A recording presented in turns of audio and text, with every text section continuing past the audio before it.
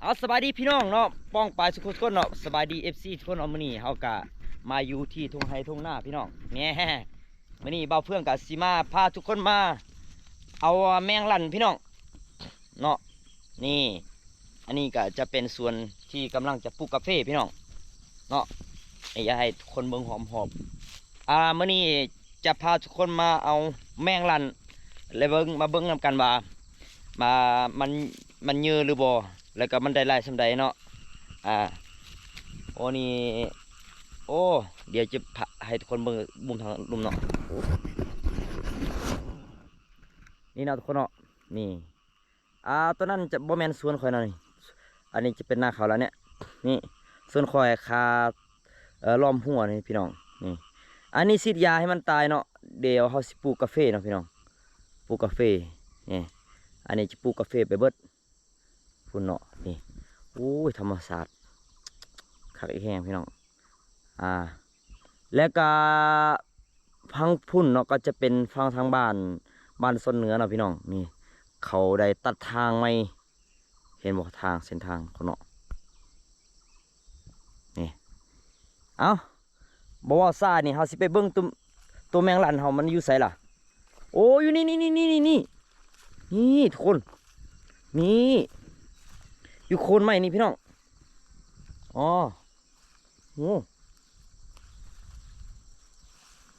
นี่โอ้มันอยู่โคนไม้นี่พี่น้อง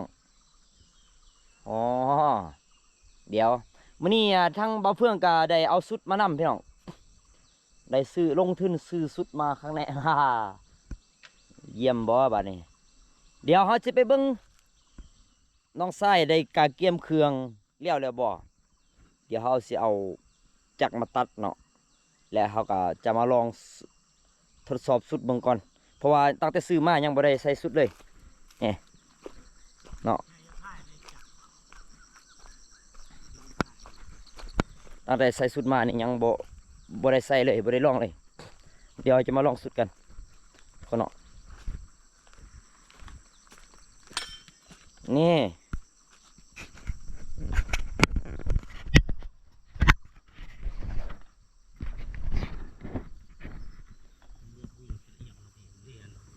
อันนี้เนาะทุกคนเนาะนี่อันนี้ก็จะเป็นชุดที่ซื้อมาใหม่ๆพี่น้องนี่เนาะเดี๋ยวเสียน้องหน่อยจะให้ลองใส่เบิ่งเนาะเดี๋ยวแต่ว่าตอนนี้เราต้องมาเทคก่อนเอาลองถอดออกมาเบิ่ง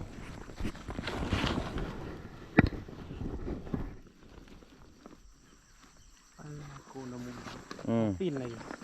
บออันนี้มันบได้ปีนเลยนี่มันแบบนี้เลยเนาะเราเอาแบตเตอรี่อยู่ในเอาไปบ้างนี่เอาแบตเตอรี่มาเสียบนั่นแหละอันนี้มันธงอันนี้เขาเฮ็ดธงใส่มือแม่ต่อนี่แบตเตอรี่เสียบบนเด้อเบิ่งสองบนเสียบแบตเตอรี่อ๋อนี่สายมันอยู่ในนี่เบิ่งฮีทอันนี้ไหมฮีทอันนี้เอาอยู่ในนี่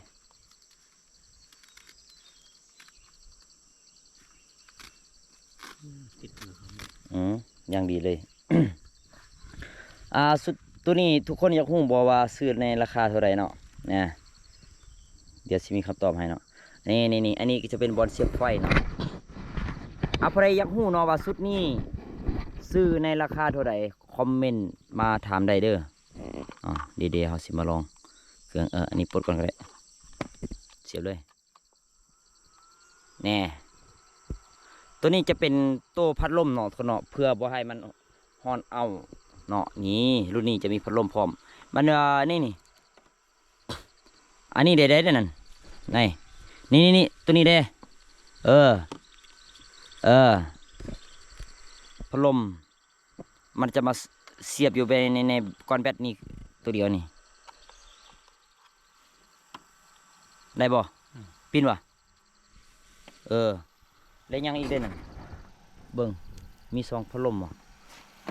อย่างตัวเทิงพุ่นอย่างตัวอยู่หัวอยู่ทางหัวพุ่นนี่โอ้รุ่นนี้จะมีอยู่3พัดลมพี่น้องนี่เนาะปินบ่ปินเนาะเบิ่งแบตเตอรี่นี่ซื้อมาเลยน่าจะซื้อกวงนี่แหละยัดซื้อกวงนี่แหละเอาลองมึงลองดูมึงโอเคเนาะ